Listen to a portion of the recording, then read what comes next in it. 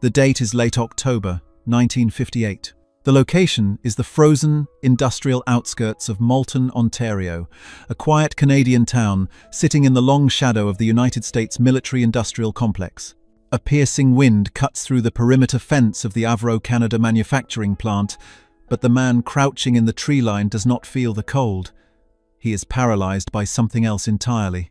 He is a gatherer of intelligence, a pair of eyes paid for by the Kremlin, and what he is witnessing through the grainy optics of his binoculars is theoretically impossible. From behind the heavy security barriers, a sound erupts. It is not the roar of a jet engine, nor the rhythmic chop of a helicopter rotor. It is a high-pitched, screaming whine, like a turbine spinning itself to destruction. Then, the snow kicks up in a violent, circular vortex. Rising slowly from the tarmac is not a plane. It has no fuselage, it has no tail fin, it has no wings. It is a perfect, shimmering metal disc. The object hovers, defying the gravity that binds every other machine on Earth. It looks exactly like the illustrations gracing the covers of cheap American science fiction pulp magazines. It looks like the fever dreams of the insane. But it is made of riveted aluminum, it is spewing heat, and it is stamped with US Army markings.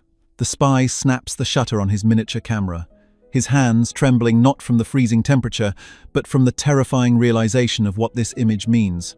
If the Americans have solved the physics of circular aerodynamics, the Cold War is effectively over. The Soviet Union has lost. Welcome to Cold War Impact.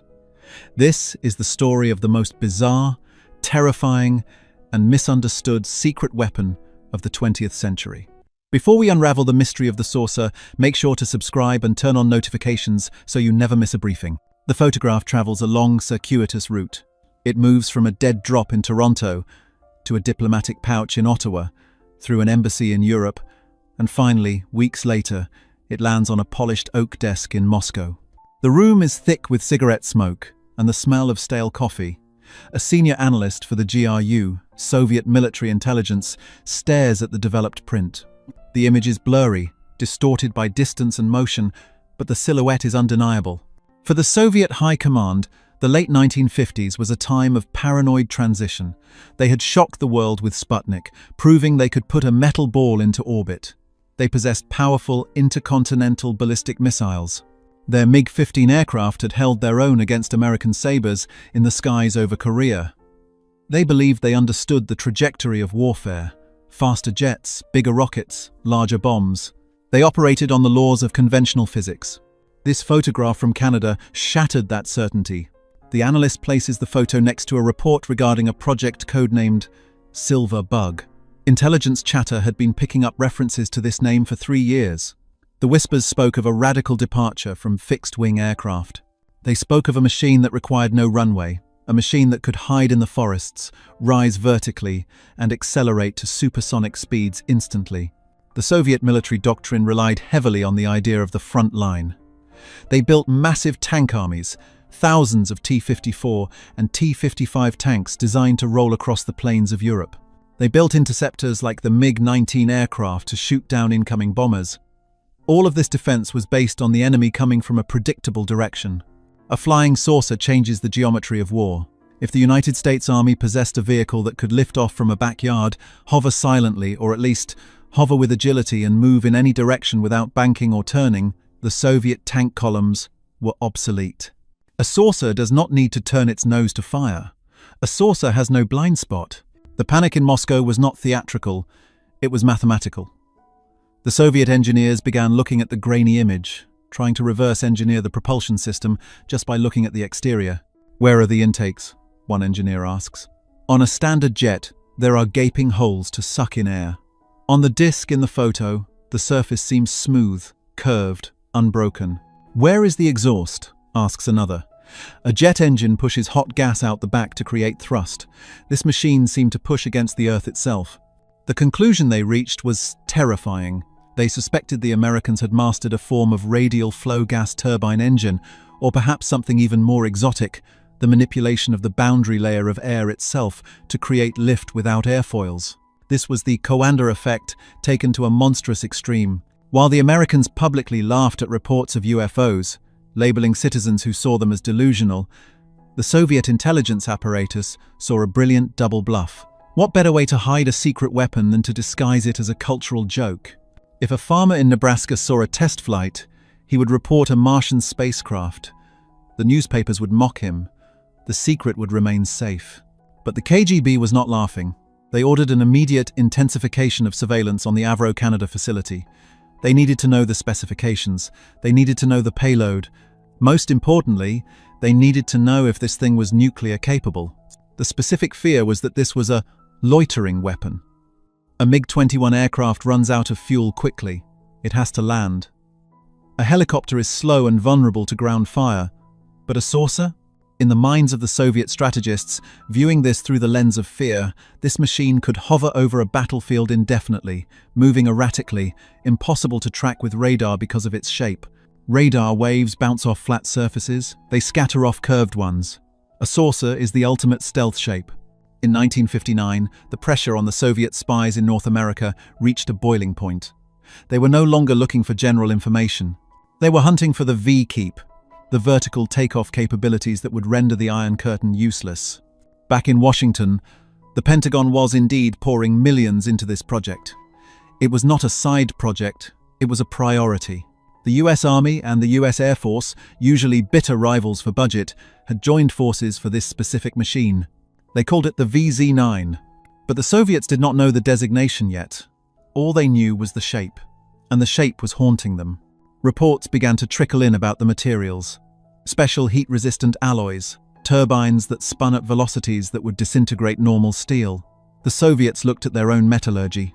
They were behind in high-temperature alloys. If the Americans could build an engine that exhausted downwards through a ring, the heat would be tremendous. How were they not melting the airframe? This suggested the Americans had made a breakthrough in materials science that was 2 decades ahead of Soviet capabilities. The gap was widening. The Soviet analyst in Moscow drafts a report for the Premier. He writes with a trembling hand. He outlines a scenario where American troops do not arrive in trucks or drop from parachutes. Instead, they arrive in swarms of metallic discs, skimming the treetops, impervious to terrain, immune to roadblocks. He describes a war where the sky is filled with thousands of these spinning craft, creating a wall of fire that no Soviet division can penetrate. He recommends immediate countermeasures. But how do you defend against something you don't understand? You can't. You can only watch, and wait, and try to steal the secret. The order goes out to the field agents. Get close enough to touch it. We need to know what drives the saucer. By the spring of 1959, the mystery of the Canadian saucer had deepened from a single photograph into a frantic, high-stakes puzzle for Soviet intelligence. The initial panic had subsided, replaced by a cold, methodical desperation to understand the mind behind the machine. The KGB Residentura in Ottawa focused their attention on a specific, secured building within the Avro plant.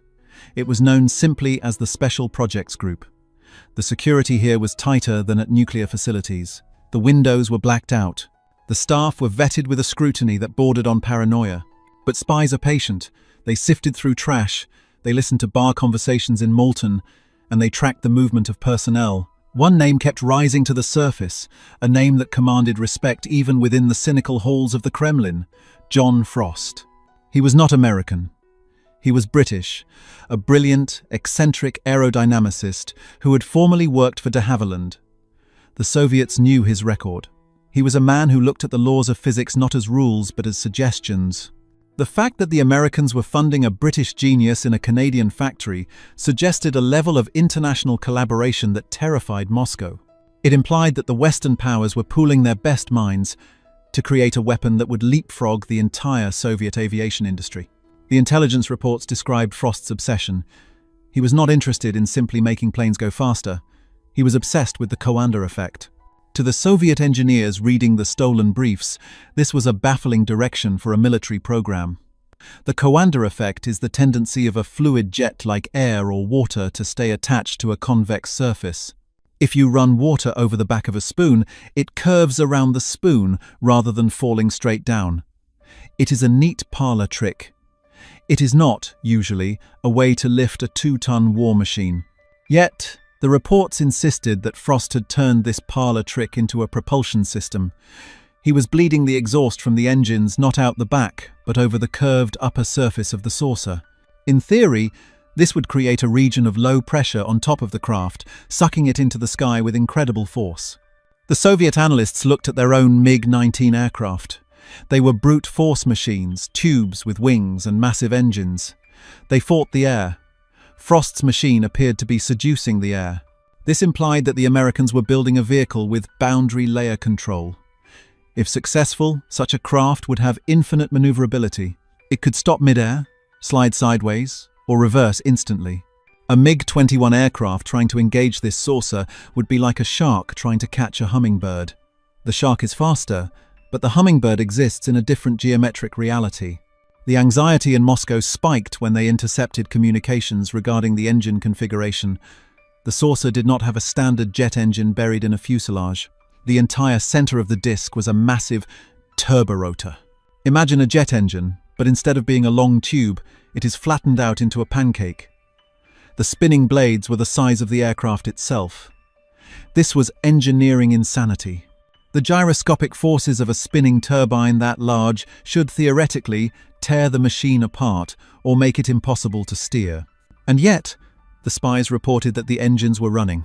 In the summer of 1959, a deep cover operative managed to witness a static test from a considerable distance. The description he sent back to the USSR was apocalyptic. He described a sound that was not of this earth.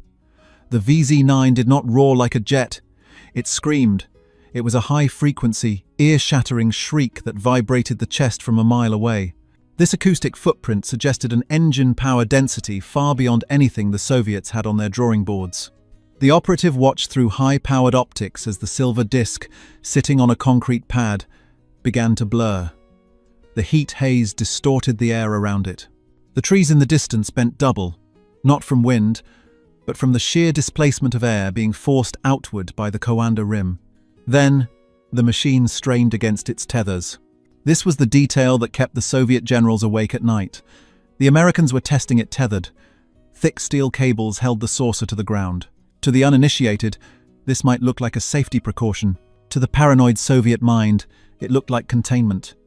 They believed the Americans had created a beast so powerful, so reactive, that they were afraid to let it off the leash. They interpreted the wobbling and the violent shaking of the craft not as instability, but as raw, unbridled power struggling to be unleashed. They thought they were looking at a wild stallion that had not yet been broken. The strategic implications grew darker when the funding source was fully confirmed.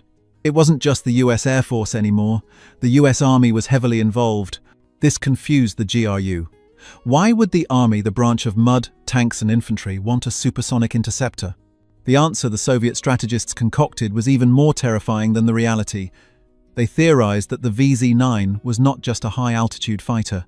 They believed it was a flying jeep capable of Mach 3 speeds.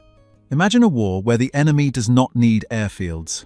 Imagine a platoon of American soldiers sitting in a saucer that takes off from a parking lot in New York, accelerates to 3 times the speed of sound, crosses the Atlantic in 2 hours, and lands vertically in a clearing outside Moscow.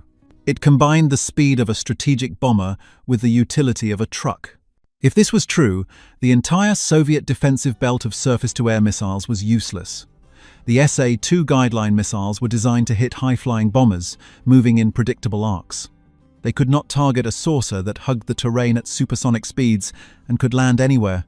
The Soviets began looking for the kill mechanism. A vehicle this advanced must carry a weapon. But the smooth saucer shape showed no hardpoints. No pylons for missiles. No gun ports. They deduced that the weapon was internal, or worse, that the saucer was the weapon. Perhaps it carried a tactical nuclear device in its belly, designed to drop it and zip away before the shockwave hit. The mystery of the invisible payload added to the horror.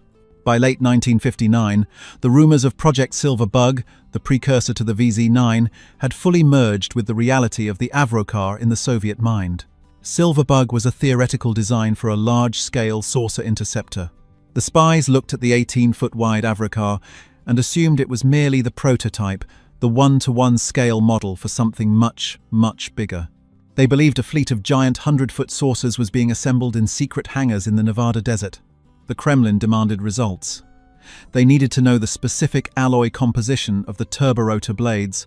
They needed the blueprints for the control vanes that directed the thrust. The pressure on the spies was immense.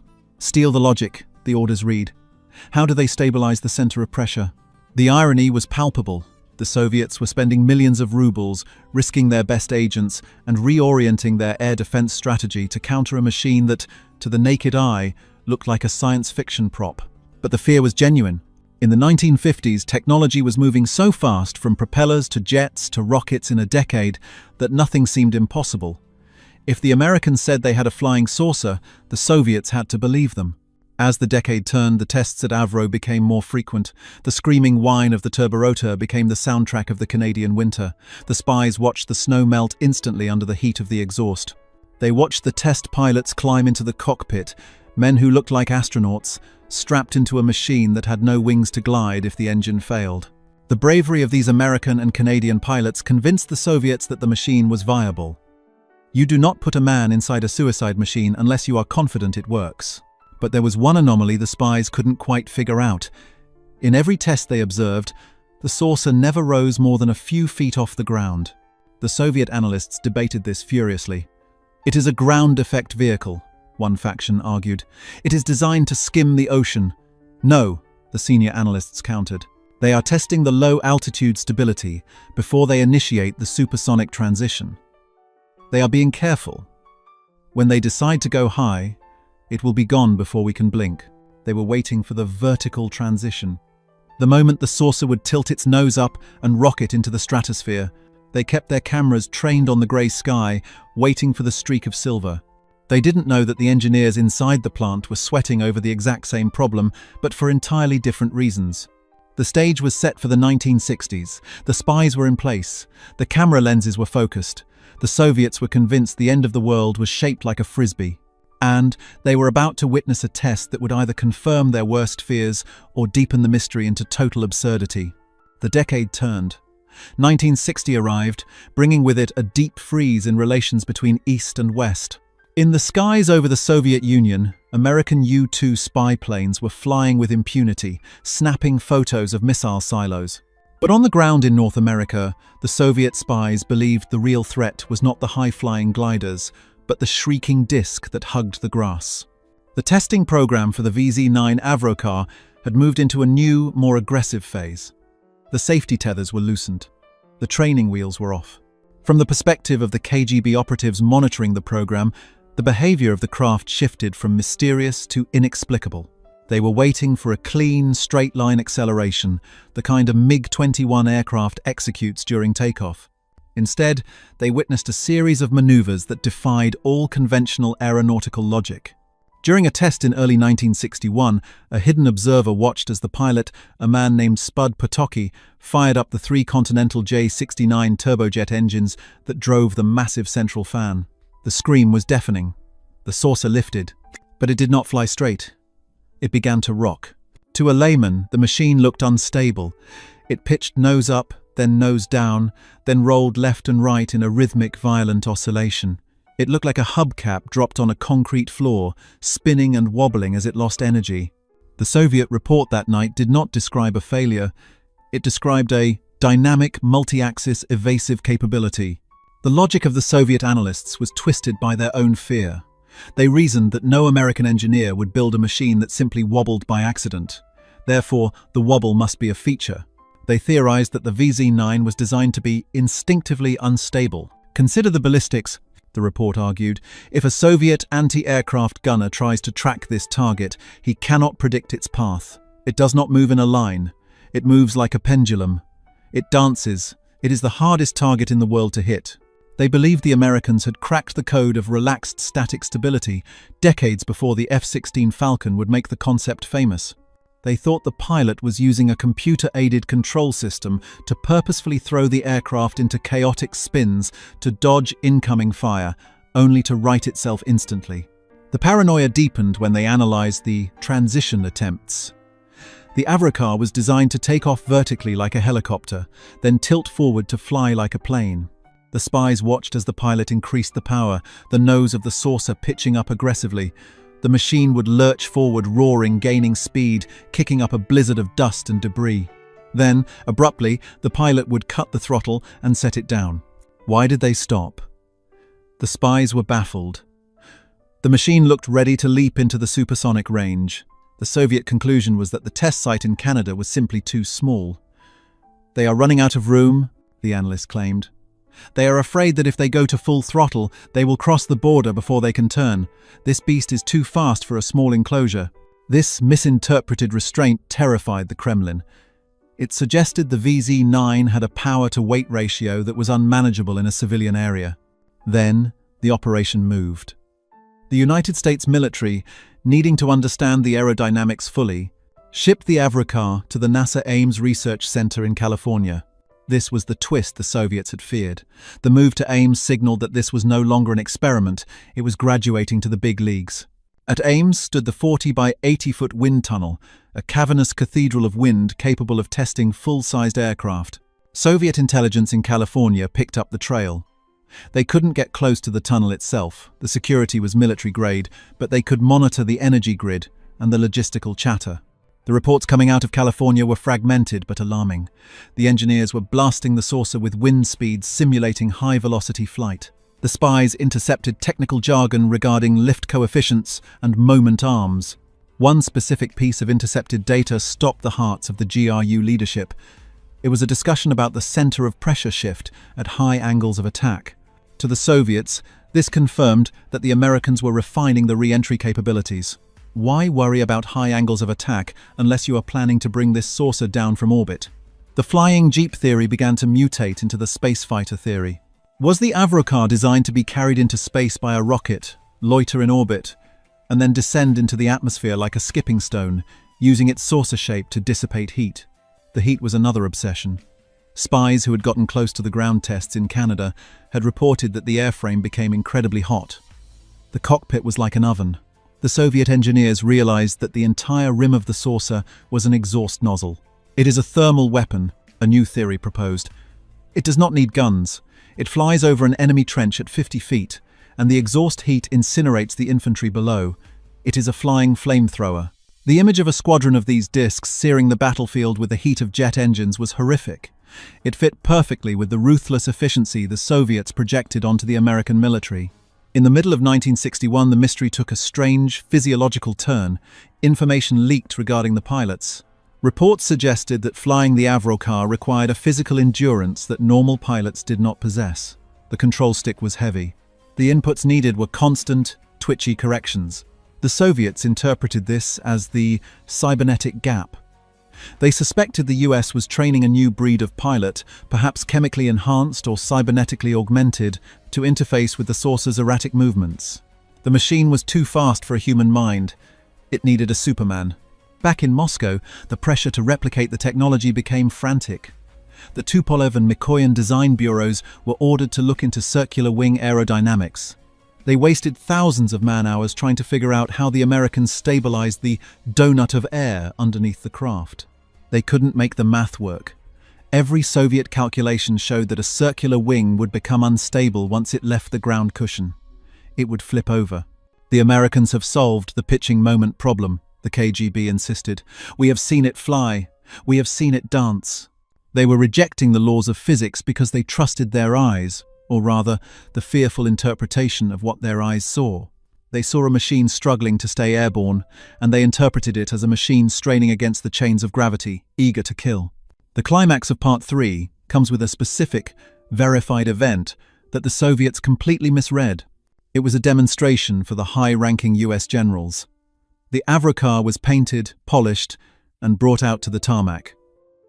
The pilot, Potocki, fired it up. The saucer rose up on its cushion of air. It hovered. It rotated 360 degrees. It zipped forward, stopped, and zipped backward.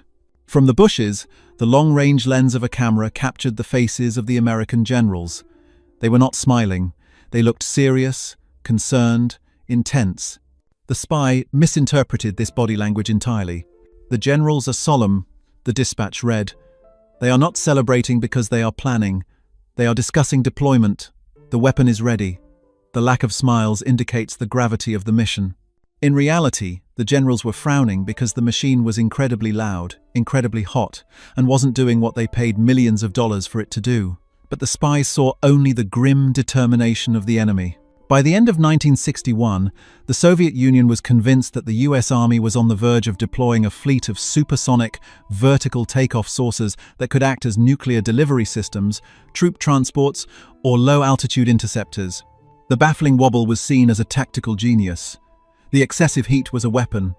The small size was for stealth. The KGB resident in Washington sent a final chilling cable to Moscow before the program went dark. The VZ-9 is no longer a concept. It is a reality. We must assume they are building the production line now. The Soviets braced for an invasion of saucers. They looked at the sky, expecting the silver discs to come screaming over the horizon at any moment. They prepared their air defenses for a war against geometry itself. They had no idea that the monster they were so afraid of was actually fighting for its life, not against the Soviet Union, but against the air itself. The invasion never came. The 1960s dragged on. The Cuban Missile Crisis brought the world to the brink of nuclear war. The Vietnam War escalated into a jungle nightmare, but the skies over Moscow remained empty of silver discs. The swarm of supersonic flying jeeps never crested the horizon. The Soviet High Command waited, tense and sweating, for a weapon that simply refused to show up for the war. For years, the intelligence analysts in the Kremlin told themselves that the Americans were waiting for the perfect strategic moment. They believed the VZ-9 Avrocar was being held in reserve, a trump card to be played when the stakes were highest. They were wrong. The silence from the West was not the silence of a predator lying in wait. It was the silence of a project dying of embarrassment. The shocking truth, buried in the classified reports that were finally declassified decades later, was that the Avrocar was not a superweapon. It was a disaster. The monster that had terrified the Soviet Union was, in reality, a multi-million-dollar lemon that could barely outrun a bicycle. The shock of this story is not that the saucer worked. The shock is just how catastrophically it failed, and how the very physics that made it look futuristic were the same physics that doomed it to the ground. While the Soviet spies were writing terrified reports about dynamic, evasive maneuvers, the American test pilots were fighting to keep their lunch down. The wobble that the KGB identified as a brilliant tactical defense was actually a terrifying aerodynamic phenomenon known as hubcapping. Imagine spinning a hubcap on the floor.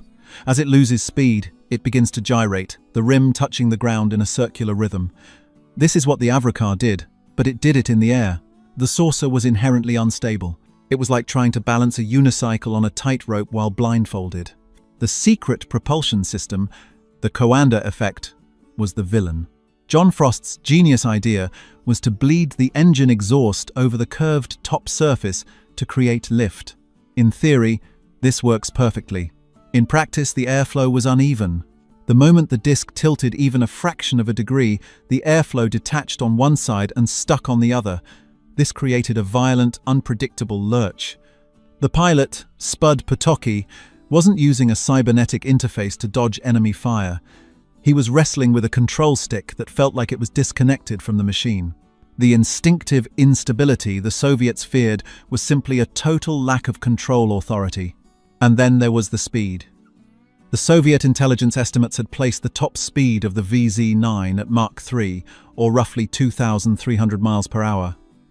They believed it could cross continents. The actual top speed achieved by the Avrocar was 35 miles per hour. It was slower than a World War II Jeep. It was slower than a galloping horse. If a Soviet T-55 tank had actually encountered an Avrocar on the battlefield, the tank commander wouldn't have needed his main gun. He could have simply driven over it. The vertical transition that the spies were waiting for the moment the saucer would rocket into the stratosphere never happened because it couldn't happen. The Avrocar was trapped in a ground cushion. It generated lift by blasting air downwards against the earth. As long as it stayed within 3 feet of the ground, the high-pressure air trapped underneath held it up. It was essentially a hovercraft, not an aircraft. The moment the pilot tried to rise above 3 feet out of the ground effect, the lift vanished. The air dissipated, the thrust became insufficient, and the machine wallowed and sank back down. The infinite ceiling the Soviets feared was actually about 36 inches. The tests at the NASA Ames wind tunnel revealed the final, fatal flaw that killed the dream of the flying saucer. It was a problem of center of pressure versus center of gravity. In a stable aircraft, the center of gravity, the pivot point, is ahead of the center of lift. This makes the nose naturally want to stay level. But the wind tunnel data showed that the saucer shape acted like a giant lifting body. As the airspeed increased over the curved surface, the center of pressure, the point where all the lift forces concentrate, moved violently forward to the front lip of the saucer. This meant that the faster the Avrocar tried to fly, the more the nose wanted to flip up. It was an aerodynamic backflip waiting to happen. To stop the saucer from flipping over backward, the pilot had to push the stick fully forward to counteract the lift. At 30 miles per hour, the pilot ran out of stick. The controls were maxed out just to keep the machine level. There was no control authority left to turn, climb, or accelerate. The machine had hit a physics wall. The saucer shape, which looked so sleek and futuristic to the eye, was practically the worst possible shape for stable flight. It had no tail to stabilize it, no wings to damp the roll, and a center of lift that wandered around like a drunkard. The thermal weapon theory also collapsed into a mundane, miserable reality. The heat wasn't a weapon, it was a torture chamber. The intake for the massive turborotor was in the center, and the exhaust was all around the rim. This meant the hot gases were constantly being sucked back into the engine, reducing efficiency, a problem called re-ingestion. It also meant the cockpit was roasting. The acoustic nightmare described by the Spies wasn't a sonic weapon, it was just bad engineering. The noise inside the cockpit reached 130 decibels. It was loud enough to cause permanent hearing loss and disorientation. The pilots were not supermen. They were exhausted, deafened, and baked men trying to drive a hovercraft that wanted to kill them. The great flying jeep that was supposed to replace the truck and the helicopter was a failure on every metric. It gulped fuel at a rate that made it logistically impossible to supply. Its range was pathetic, less than 80 miles. It couldn't carry a payload because the engine and the airframe were so heavy, and it couldn't cross rough terrain because it only hovered 3 feet high. A ditch, a hedge, or a large rock would stop the invincible saucer dead in its tracks. In December 1961, the United States military officially pulled the plug. The project had cost over $10 million, a fortune at the time, and had produced nothing but 2 silver prototypes and a lot of deaf engineers. The irony of the Cold War is perfectly encapsulated in the story of the Avrocar. The Soviet Union spent millions of rubles spying on it, shifting their defensive strategies, and terrified their generals, all over a machine that the Americans already knew was a piece of junk. The Soviets were afraid of a ghost. They projected their own competence and their own fears onto the blank canvas of the American military. They assumed that because the Americans built it, it must work. They assumed that because it looked like science fiction, it must operate on advanced principles. They forgot the most basic rule of military procurement. Sometimes, bad ideas get funded. The alien technology was just bent aluminum and misplaced optimism. The secret physics was just a misunderstanding. The air in the Yevpatoria Deep Space Communications Center was thick with the scent of hot electronics and nervous tension. It was the 20th of July, 1969. Outside, the Crimean sun beat down on the massive radio telescope dishes, angled toward the silent, black void like metallic flowers seeking an impossible light. Inside, Colonel Dmitry Volkov of the Soviet Air Force, a man whose own dreams of space had been grounded by a minor heart murmur, stared at a bank of humming magnetic tape recorders. His job was to listen to the Americans. For hours, the signals had been trickling in from 250,000 miles away, a faint, crackling whisper across an unimaginable gulf. The voice of their mission control, then the voices of the astronauts themselves. It was all a performance, of course. A fantastically expensive piece of political theater. Dmitry and his comrades knew this. They had discussed it in hushed tones in the smoke-filled break rooms. The Americans were masters of propaganda, of Hollywood fabrication. They couldn't possibly be this close. Not really. The entire transmission was likely a sophisticated fake, broadcast from a high-altitude aircraft or a secret orbital satellite, designed to fool the world and demoralize the Soviet Union. His job was to find the flaw, the telltale inconsistency in the signal that would expose the lie. The Soviet space program was one of firsts. The first satellite, Sputnik, a triumphant beep that had sent the West into a panic. The first man in space, Yuri Gagarin, whose angelic smile had become the face of communist achievement. The first woman, The first spacewalk. They were the pioneers, the natural inheritors of the cosmos. The Americans were clumsy, brutish capitalists who had to use captured German scientists to even get off the ground. Their early rockets had a habit of exploding on the launch pad, comical failures the Soviet press delighted in replaying. This moon mission, this Apollo 11, was an act of desperation, a gamble. Dmitri leaned closer to the speaker, filtering out the static. The American astronaut Armstrong was speaking. His voice was unnaturally calm, a pilot's monotone. "The Eagle has landed." The words hung in the air of the control room. A few of the younger technicians exchanged confused glances. Dmitri felt a cold knot tighten in his stomach. He looked at the telemetry readouts. The data streams were perfect. Doppler shifts, signal strength, transmission delays, all consistent with a source resting on the lunar surface. If it was a forgery, it was the most flawless forgery in human history. It was impossible. But the green lines on the glowing oscilloscopes didn't lie. The machines, devoid of ideology, were reporting a truth his mind refused to accept. An engineer next to him took off his headphones, his face pale. "Colonel," he whispered, his voice trembling slightly, "their biomedical data is authentic. Heart rates are elevated but stable. They are there." Dmitri didn't answer. He just stared at the speakers, waiting for the punchline, for the moment the grand American lie would unravel. But all that came back was the faint, triumphant hiss of deep space. A silence that was louder and more terrifying than any explosion. This moment of stunning disbelief was more than one man's shock in a listening post. It was the sound of a geopolitical axis shifting, a crack appearing in the very foundation of Soviet certainty. The full story of this ideological collision reveals a fundamental truth about the Cold War, and to understand its lasting impact, subscribe to Cold War Impact and join us on this journey into the past. To grasp the depth of that shock, one must first understand the world as the Soviets saw it. For them, the cosmos was not just a frontier, it was destiny. The prevailing ideology of the 1950s and 60s was one of unstoppable momentum. The party, through its 5-year plans, had transformed a feudal, agrarian society into an industrial superpower that had defeated Nazism and now stood shoulder to shoulder with the United States. The message, repeated in every newspaper, broadcast on every radio, and taught in every school, was simple. Communism was the next, inevitable stage of human history. It was scientific, it was preordained, and its technological triumphs were the proof. The Soviet space program was the gleaming spearhead of this ideology.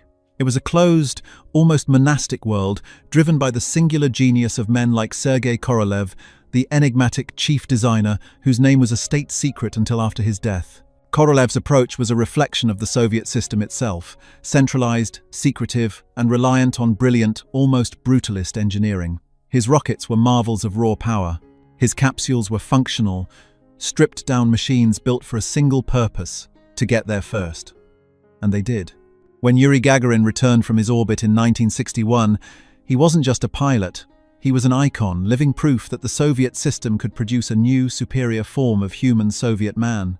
He was brave, humble, a product of the collective, a stark contrast to the individualistic, glory-seeking astronauts of the American Mercury program. For the cosmonauts themselves, men like Alexei Leonov, the first human to walk in space, this was their lived reality. They trained in a secretive complex known as Star City, cut off from the outside world. They believed, with the fervor of apostles, that they were on the front line of history. They knew they were ahead. They saw the American program as clumsy and reactive, always one step behind. They heard whispers of the catastrophic failures of their own program. Of course, the N-1 moon rocket, a behemoth designed to rival the Saturn V, had a nasty habit of exploding with the force of a small atomic bomb. But these were state secrets, localized problems in a grand, victorious march. The public never knew. The official narrative was one of flawless success. The expectation within Star City was that any day, the party would give the final order, and one of them would plant a red banner on the lunar dust. Losing was not an option. It wasn't even a possibility they were psychologically prepared to entertain. Across the ocean, a different philosophy was taking shape, born not from a position of strength, but from a moment of profound national humiliation. The launch of Sputnik in 1957 had been a technological Pearl Harbor. It sent a wave of panic through the American establishment. The nation that had perfected the assembly line, built the atomic bomb, and boasted the world's highest standard of living, had been beaten into space by its ideological rival. It suggested a fundamental flaw, a deep-seated complacency.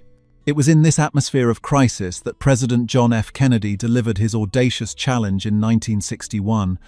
His call to land a man on the moon before the decade was out was not a boast. It was a desperate response. He was throwing down a gauntlet in an arena where America was demonstrably behind. He wasn't just funding a rocket. He was betting the nation's prestige on a different way of doing things. The Apollo program was the antithesis of the Soviet approach.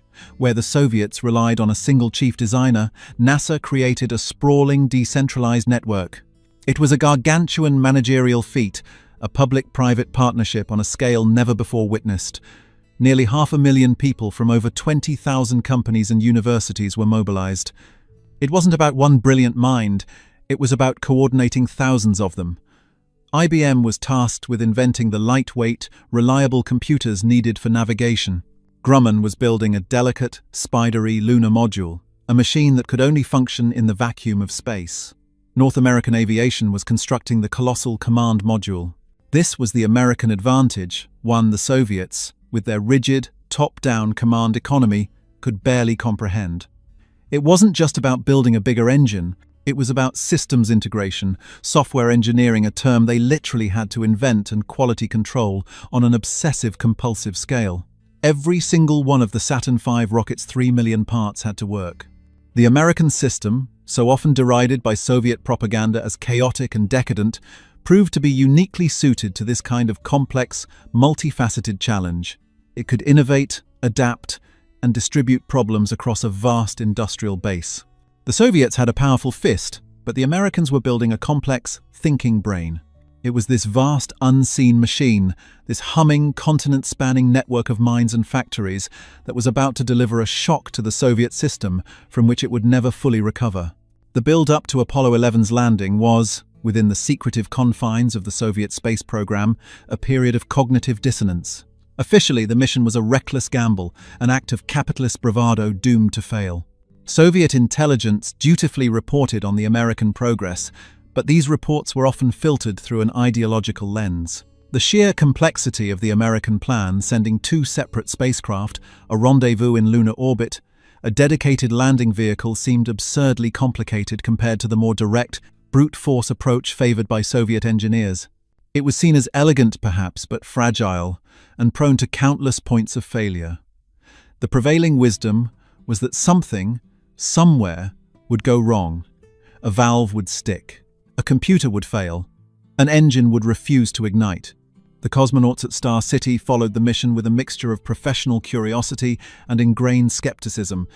They watched the translated NASA broadcasts, their expert eyes searching for the inevitable mistake. They were rivals, but they were also pilots and engineers. They understood the immense risks. Men like Alexei Leonov and Valery Bykovsky had experienced their own near disasters in the unforgiving void. They respected the American astronauts as fellow travelers in the cosmos, but they were encased in a system that assured them of their own superiority. Their own lunar program, despite the catastrophic failures of the N-1 rocket, was still spoken of in hopeful, future terms. The official line was that the Soviet Union was not in a race.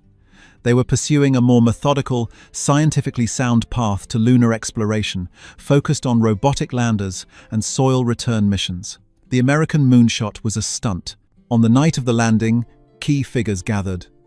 General Nikolai Kamenin, the hard-nosed commander of the Cosmonaut Corps, monitored events from his command post.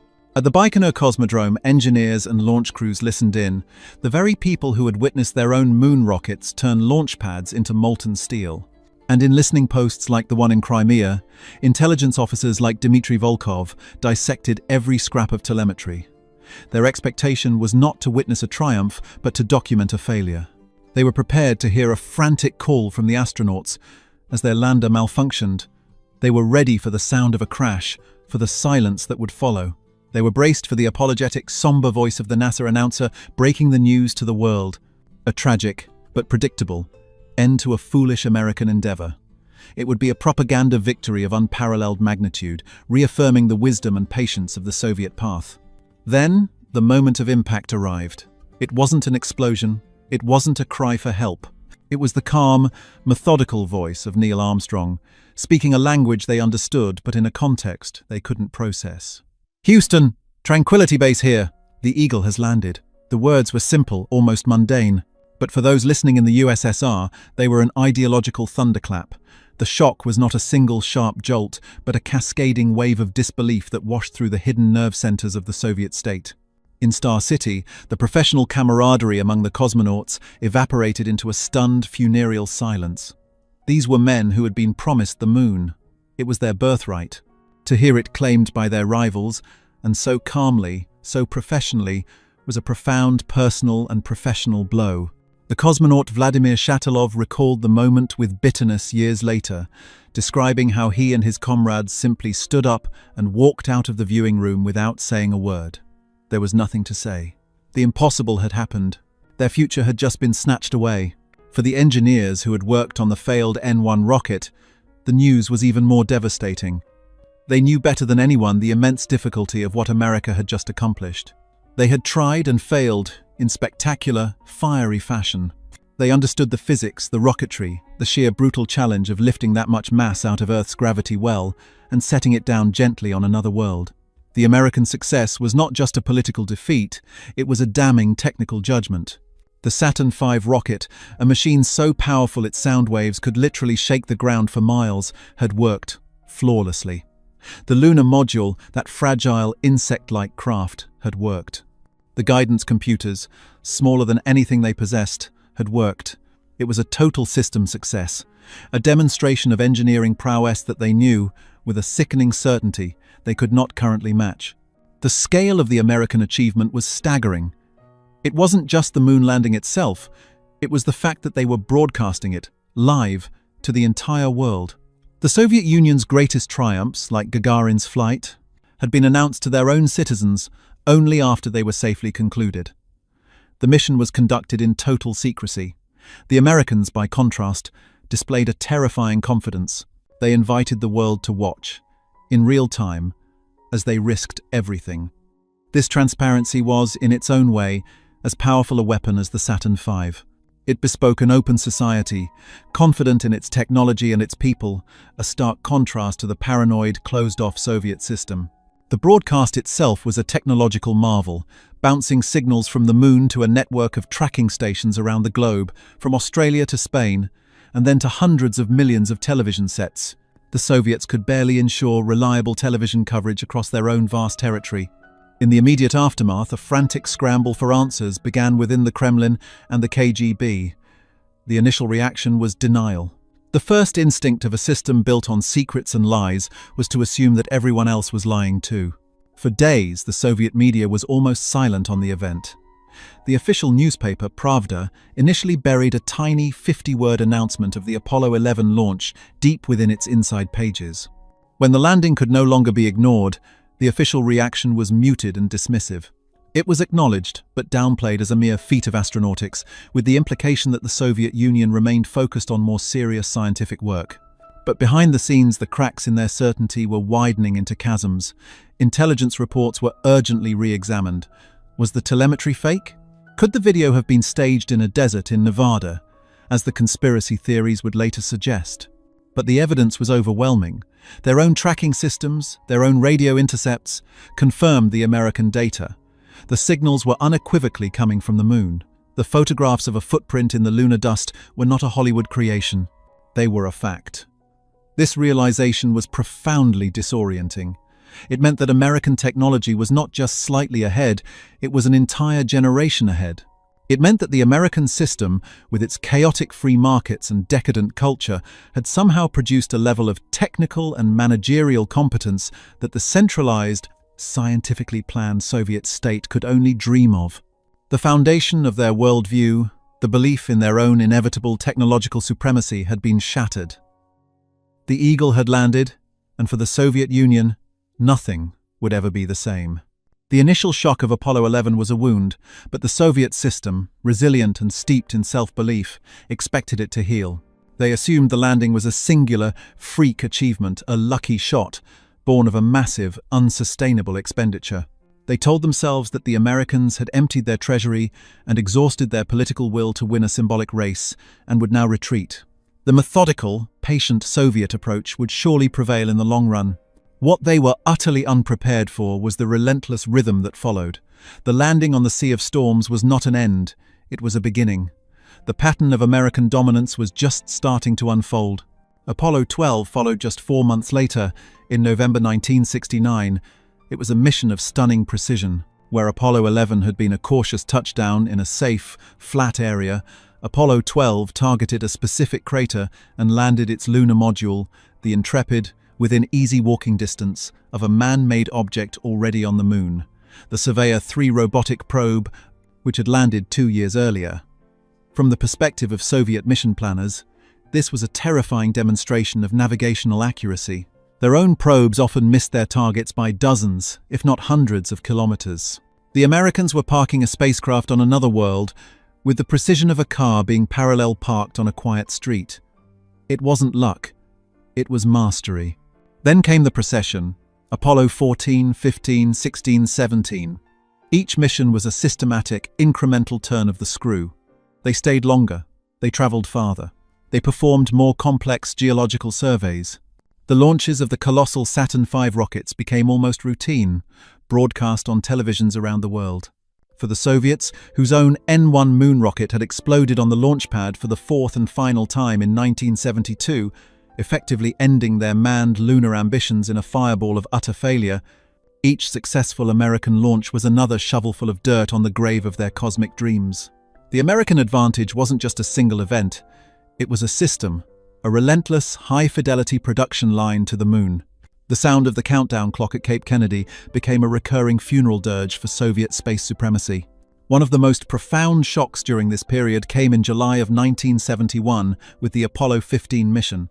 Soviet intelligence and space program officials gathered to watch the now familiar, grainy black-and-white television feed from the lunar surface. They saw the astronauts, David Scott and James Irwin, go about their work. And then they saw something that defied belief. Tucked away in a storage bay on the side of the lunar module was a folded, packaged object. The astronauts pulled it out, and with a series of tugs and pulls, it unfolded into a vehicle. It had 4 wire mesh wheels, seats, a control stick, and a high-gain antenna. It was a car, an electric car, on the Moon. To the Soviet engineers watching, this was a moment of pure technological demoralization. The Soviet Union had its own celebrated lunar rover, the Lunokhod 1, a marvel of robotics that had landed the year before. They were immensely proud of it. It was a durable, remotely operated triumph. But the Americans hadn't just landed a robot, they could drive from a control room 250,000 miles away. They had brought a car for their astronauts to drive themselves.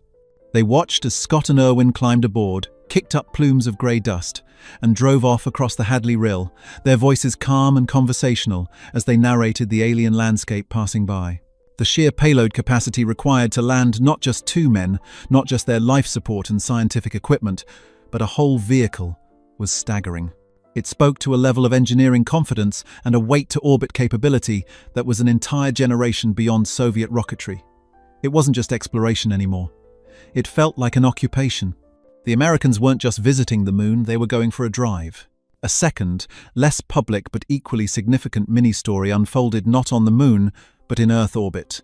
In May 1973, America launched Skylab, its first space station.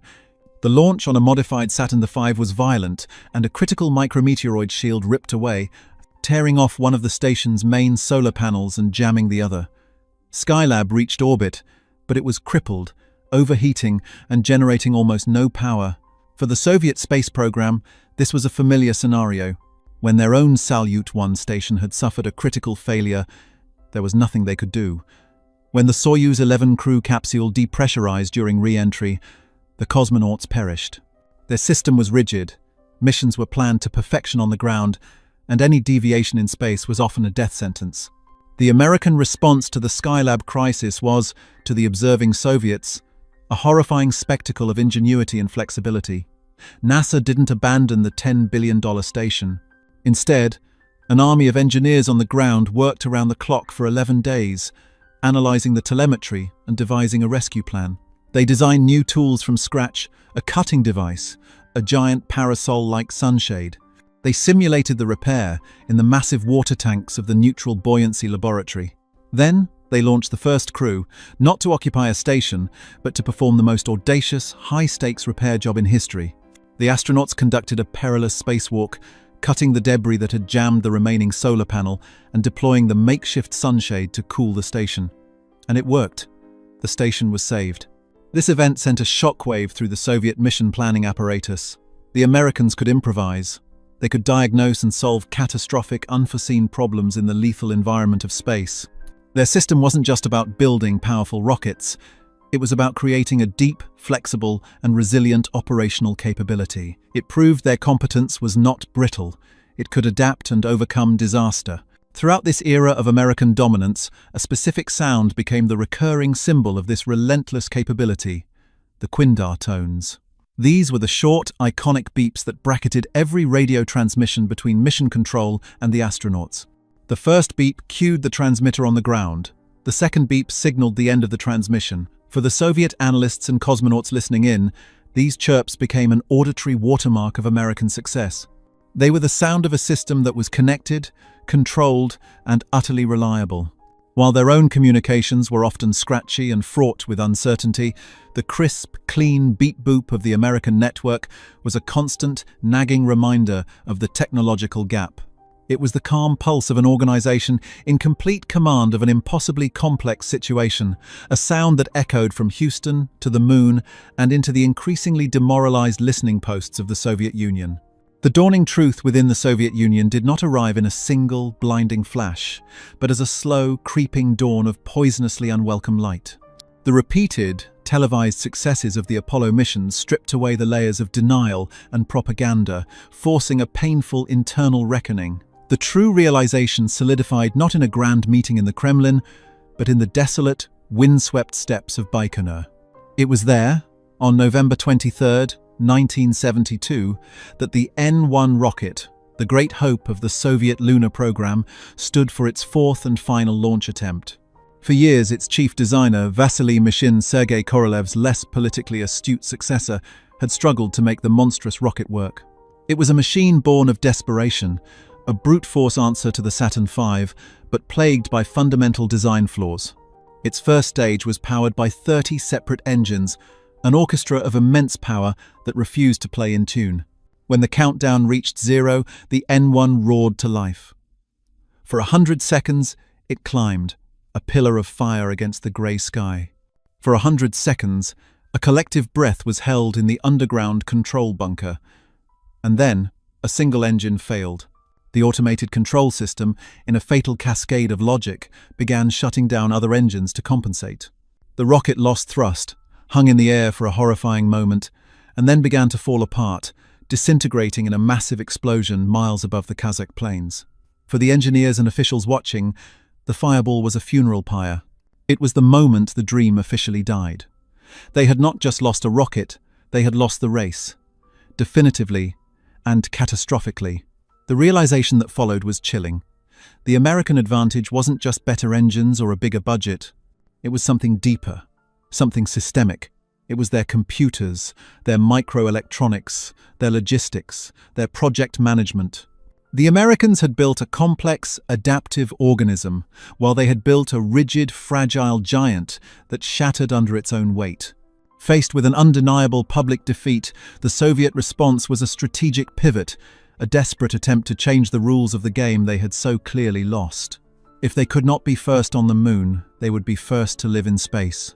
The focus shifted entirely to the development of long-duration orbital space stations. This was framed publicly not as a concession, but as the true path of space exploration, a mature, scientific endeavor, compared to the Americans' fleeting, flag-planting stunt. The Salyut program was born from this strategic realignment. It was an area where they could genuinely excel. Cosmonauts began setting endurance records, spending weeks, then months, in the cramped confines of the orbiting laboratories. This countermeasure was a partial success. It gave the Soviet program a new purpose and generated a string of new firsts that could be trumpeted by the state media. They were masters of the long stay, of understanding the physiological effects of prolonged weightlessness. Yet, it was a reactive strategy, an implicit admission that the grand prize was now beyond their grasp. Furthermore, their attempts to match specific American technologies often devolved into blatant and sometimes flawed imitation.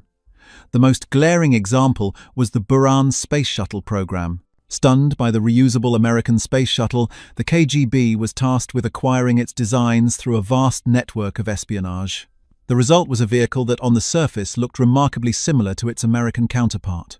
It was a technological marvel in its own right, capable of a single, flawless, uncrewed orbital flight in 1988, but it was a hollow victory. The program was ruinously expensive, the copied technology was never fully understood or integrated, and the underlying economic and computing infrastructure needed to operate it effectively simply wasn't there. Buran was a Potemkin village in orbit, a perfect reflection of a system that had become better at mimicking success than achieving it organically. The deepest impact, however, was not on policy or hardware, but on the human spirit of the men who had once been the vanguard of the communist future. For the cosmonaut corps, the loss of the moon was a profound, soul-crushing blow. These men had dedicated their lives to a singular goal, enduring grueling training and risking death in primitive capsules, all fueled by the promise that one of them would make the first footprints on the lunar surface. Alexei Leonov, the hero who had performed the first spacewalk, had been the commander of the planned Soviet lunar mission. He had practiced the landing in simulators, he had touched the fabric of the suit he was meant to wear, he had seen his face on the cover of magazines as the man destined for the moon. Now, he and his comrades could only watch on television as their American rivals did what they could not. The camaraderie of the early days curdled into a quiet frustration. There was a sense of betrayal, a feeling that the party and the engineers had failed them. In private conversations, a deep-seated cynicism began to take root. They had been told they were the best, that their system was superior, but the evidence of their own eyes told a different story. They were flying longer missions, yes, but they were doing it in outdated, cramped stations while the Americans were driving cars on the moon and building a reusable spaceplane. The psychological toll was immense. The unwavering, almost religious faith in the Soviet system, the very fuel that had powered them into orbit, had been fractured. They were still heroes of the Soviet Union, their chests still covered in medals, but in the quiet, reflective moments, they were the men who had been promised a new world and were now left to endlessly circle the old one, looking down on a planet where history had been made by someone else. The race to the moon was never just about the moon. It was a grand, spectacular proxy for the entire Cold War, a referendum on two fundamentally opposed ways of life, fought with exotic alloys and liquid hydrogen instead of bullets and bombs. The American victory was not merely a technical achievement, it was the most effective piece of propaganda ever conceived, precisely because it was real. It broadcast a message of staggering power to every corner of the globe. The American system, with its chaotic free enterprise, its open society, and its decentralized genius, could achieve the impossible. The Soviet Union, for all its monolithic power and 5-year plans, could not. The sheer scale of the American investment, over $25 billion 1960s dollars, the equivalent of building the Panama Canal 50 times over, was a statement of economic might that needed no translation. While the Soviet economy strained to provide basic consumer goods, the United States mobilized nearly 500,000 people in a national effort to leave footprints on another world. This reality culminated in a moment that was publicly framed as one of peace and reconciliation, but was in its essence the final, undeniable outcome of the race. The climax was not a confrontation, but a handshake in the void. In July of 1975, the Apollo-Soyuz test project saw an American Apollo command module dock with a Soviet Soyuz capsule in Earth orbit. The Cold War had officially reached space, not with lasers, but with a docking ring.